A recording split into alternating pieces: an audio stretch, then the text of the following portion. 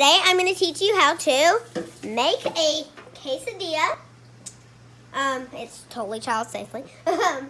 And so first we have to turn the oven on medium. On low medium. So let's turn it on to low medium. Just like that. This one's a power burner, so power burners. And then the butter has to melt, which I'll take my little spatula thingy and spread it around. So I'm making a cheese quesadilla, if you want to know what kind of quesadilla I'm making. So, I have to let this butter melt. Spread, spread, spread.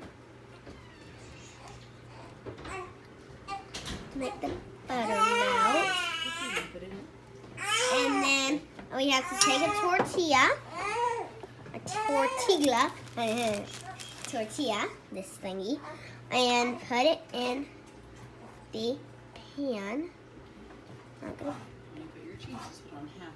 And then we're gonna take the and I'm gonna take the